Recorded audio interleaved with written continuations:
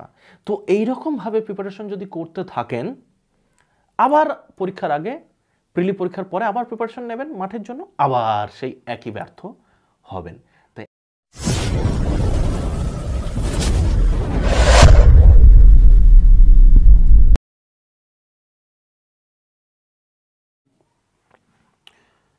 Hello, welcome to mission job. প্রিয় ছাত্রী, আমার প্রিয় বোনেরা, আমার মায়েরা, আপনাদের সকলকে আজকে স্বাগত জানাই।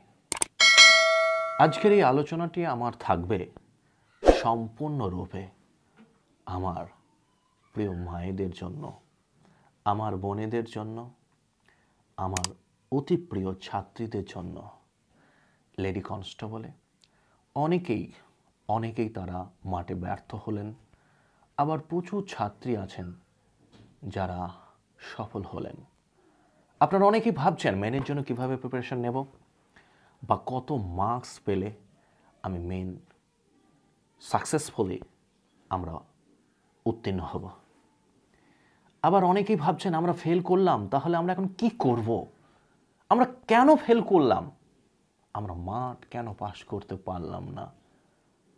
এই সমস্ত কিছু নিয়ে আজকে আমি সমীর আপনাদের সামনে আমার বিশ্লেষণ দেওয়ার জন্য এসেছি। সর্বপ্রথম আমার যে মায়েরা ফেল করলেন, দেখুন আমার কিছু ছাত্রছাত্রী আছে, আমি তাদেরকে খুব বকাবকি করি, কারণ তারা মুদ্রাদোষ তারা করতে থাকে। মুদ্রাদোষটা কি? অনেকেই বলে আচ্ছা ঠিক আছে, আগে প্রিলি রেজাল্টটা হোক, তারপর মাঠের জন্য প্রিপারেশন নেব, দিয়ে তারা মাঠ শুরু করে।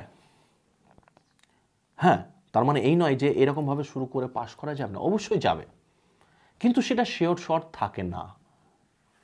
আবার অনেকেই যেমন আপনারা আছেন, যেমন মেনের প্রিপারেশন নেবেন, মাঠটা কমপ্লিট হোক, তারপরে মেনের প্রিপারেশন শুরু করব। এই রকম কিছু ছাত্রছাত্রী আমরা লক্ষ্য করি। এই ছাত্রছাত্রীগুলো জীবনে কোনো দিন শিওর থাকে না। এরা হয় পাস করতেও পারে বা নাও করতে পারে, এরা মার্জিনালি যদি খুব ভাগ্য ভালো হয় তাহলে বেরিয়ে যাবে। তাই আমার যে সমস্ত বোনেরা, আমার মায়েরা ফেল করলেন, মাঠ পাস করতে পারলেন না, তারা আগে থেকে প্রিপারেশন শুরু করেননি, একদম পরিষ্কার কথা। তো এইরকমভাবে প্রিপারেশন যদি করতে থাকেন, আবার পরীক্ষার আগে প্রিলি পরীক্ষার পরে আবার প্রিপারেশন নেবেন মাঠের জন্য, আবার সেই একই ব্যর্থ হবেন। তাই আমি বলবো, আমার যে সমস্ত মায়েরা ব্যর্থ হলেন, কষ্ট পেয়ে কাজ হবে না।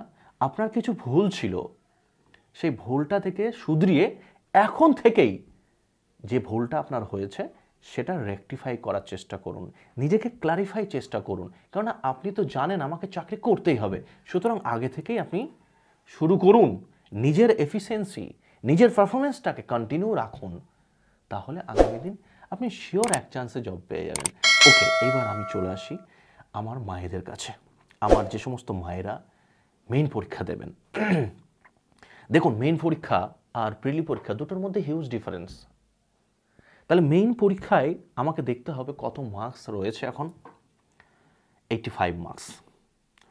এই 85 মার্কসে আমার মার্কস ডিভিশনটা দেখতে হবে। আমরা ওখানে দেখতে পাচ্ছি মার্কস ডিভিশনের মধ্যে ম্যাথে রয়েছে 25, রিজনিংয়ে রয়েছে 25, জিকেতে রয়েছে 25, আর ইংলিশে রয়েছে 10। এই আউট অফ 85 আমাকে কত স্কোর করতে হবে?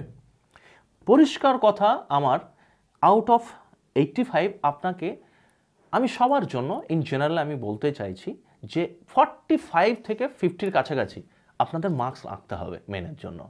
এই স্কোরটা যদি আপনারা রাখতে পারেন, আমি মনে করি আপনি খুব ভালো জায়গায় থাকবেন। তাহলে এই স্কোরটা কিভাবে আপনি রাখবেন? দেখুন, স্কোরিং সাবজেক্ট ম্যাথ, জিআই। এই ম্যাথ জিআই 50 মার্কস রয়েছে। আপনার পরীক্ষা যত খারাপই হোক 30 মার্কস রাখতেই হবে, 30+। আমার প্রচুর ছাত্রী আছে যারা সমীর স্যারের কাছে পড়ে, তাদের ম্যাথ জিআইয়ে 30 নয়, তারা 50+ স্কোর করবে। তাহলে এই যদি রাখতে পারেন আপনি 30+ স্কোর, এবার ইংলিশ আর জিকে এখানে 35, এইখানে আপনি 15 মার্কস রাখুন, মানে 15 মার্কস। দেখুন আপনার ইজিলি 45 হয়ে যাচ্ছে। তাহলে এই 45 প্লাস স্কোর মানে 50-র কাছাকাছি স্কোর তোলা কোনো ব্যাপার না। এবার কিভাবে তাহলে স্কোরটা তুলতে হবে, এই স্কোরটা তুলতে গেলে কিভাবে পড়াশোনা করতে হবে? পরিষ্কার কথা, ম্যাথের যতগুলো চ্যাপ্টার রয়েছে আপনি দুটো ভাগ করুন, যেগুলো আপনি জানেন আর যেগুলো আপনি জানেন না, আর যেগুলো মোটামুটি জানেন। এবার যেগুলো জানেন আপনি ভালো, সেগুলো শুধু রিভিশন করুন, আর যেগুলো মোটামুটি জানেন সেগুলো আরেকবার চ্যাপ্টার ওয়াইজ ফলো করুন। আর যেগুলো জানেন না তার মধ্য থেকে কিছু চ্যাপ্টার যেগুলো থেকে কোশ্চেন শিওর আসবেই, সেই চ্যাপ্টারগুলো করার চেষ্টা করুন। যদি করতে পারেন আপনি শিওর ম্যাথে 25-এর মধ্যে 15 স্কোর করা যায়। ওকে, ঠিক একইভাবে আমি একই কথা বলবো রিজনিংও তাই। এইরকমভাবে করতে হবে এবং প্রচুর আপনি কোশ্চেন প্র্যাকটিস করতে হবে, হিউজ কোশ্চেন প্র্যাকটিস করতে হবে, তার সঙ্গে মক দিতে হবে।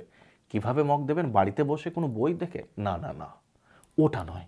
আপনি কোনো স্যারের কাছে যান, যে সমস্ত স্যারেরা জানেন, যারা এক্সপার্ট, যে এই ধরনের প্রশ্ন আপনাদের পরীক্ষায় আসে। যেমন বিগত দিনে যে প্রিলি পরীক্ষা আপনাদের হলো লেডি কনস্টেবল, দেখবেন ওখানে প্রত্যেকটা কোশ্চেন, আমি আপনাদের 30টা কোশ্চেন ছিল, একটা কোশ্চেন আমার মধ্য থেকে ছিল না। সেটা কি? How many face of triangular prism. এই কোশ্চেনটা কিন্তু আমি করাইনি আমার বোনেদেরকে। তাছাড়া বাকি প্রত্যেকটা কোশ্চেন কিন্তু কমন ছিল। ঠিক একইভাবে এই মেনে পরীক্ষাতেও দেখবেন আমি যে কোশ্চেন সেটগুলো আপনাদের করাবো, আমি বলে নয়, যারা এক্সপার্ট আছেন দেখবেন এইরকম কোশ্চেন কিন্তু আপনারা পেয়ে যাবেন। তাহলে আপনারা কি করবেন? কোনো অথেন্টিক কোনো ভালো স্যারের কাছে, এক্সপিরিয়েন্স পার্সনদের কাছে আপনি যদি মক দিতে পারেন, তাদের কাছে যদি প্র্যাকটিস করতে পারেন, আপনি অটোমেটিক্যালি অনেক ভালো স্কোর করবেন। কেন করবেন? দেখুন, আমি একটা কোশ্চেন এক্সপ্লেন করব, তার সারাউন্ডিংসে মানে তা সেই রিলেটেড অন্য কোশ্চেনগুলো আপনি কিন্তু এক্সপ্লেনেশন পেয়ে যাবেন। তাই স্যারের আন্ডারে এক্সপ্লেনেশন নেওয়া অনেক বেটার, অনেক ভালো প্রিপারেশন করা যায়। ঠিক একইভাবে আমি বলবো জিকে এবং ইংলিশেও আপনাকে কিন্তু পড়াশোনা করতে হবে। আপনি ওই একইভাবে ম্যাথ যাই যেমন বললাম, আপনি দেখুন কোন টপিকগুলো আপনার জানা নেই, আর যেগুলো জানা আছে শুধু প্র্যাকটিস করুন, প্রচুর কোশ্চেন প্র্যাকটিস করুন। আপনার যে বাড়িতে পড়াশোনা করছেন, যদি মাথার ছাদ যদি ভেঙে না যায়, আপনাকে পড়াশোনা করতে হবে। বাইরে কি হচ্ছে বা অমক বলল, তমক কি বলল, এসব দেখে ভাব নেই, এসব দেখে কোনো কাজ নেই। আপনি ভাবছেন আপনার প্রিপারেশন খারাপ আছে, অন্য ভাবছে আমার প্রিপারেশন খারাপ আছে, বা ওর থেকে আমার প্রিপারেশন ভালো আছে, এসব দেখে কোনো কাজ নেই। আপনি যে জায়গাটাতে আছেন সেখান থেকে আপনি শুরু করুন। ওকে, দেখবেন আপনি নিশ্চয়ই আপনার যে ডেস্টিনেশন সেটা আপনি খুব ভালোভাবে রিচ করবেন। আর যদি নাও করেন তাতেও কোনো যায় আসে না, কিন্তু আপনাকে সঠিকভাবে প্রিপারেশনটা নিতে হবে, সঠিক পরিশ্রমটা করতে হবে। তাহলে অবশ্যই আপনি যেটা চাইছেন সেটা পাবেন। আর এই পাওয়ার জন্য যদি কোনো স্যারের হেল্প লাগে, যেমন মিশন জবের যদি হেল্প লাগে, অবশ্যই আসুন না, ওয়েলকাম। আমি আপনাদের জন্য সেরা গাইড দেওয়ার চেষ্টা করব। আপনারা তো জানেন মিশন জবের প্রত্যেকটা সাবজেক্টের এক্সপার্ট টিচার রয়েছে। এক্সপার্ট মানে expert, okay, each and every subject. আরেকটা কথা আমি বলে দিই, আমি জানুয়ারি মাস থেকে নতুন একটা ব্যাচ আপনাদের জন্য শুরু করছি। সুতরাং আপনারা খুব দ্রুত চলে আসুন। আমার এখন অ্যাডমিশন বন্ধ আছে, 2-1 দিনের মধ্যেই অ্যাডমিশন শুরু হয়ে যাবে। সুতরাং দ্রুত আপনারা যোগাযোগ করুন। ভালো থাকবেন, দেখা হবে খুব তাড়াতাড়ি আবার।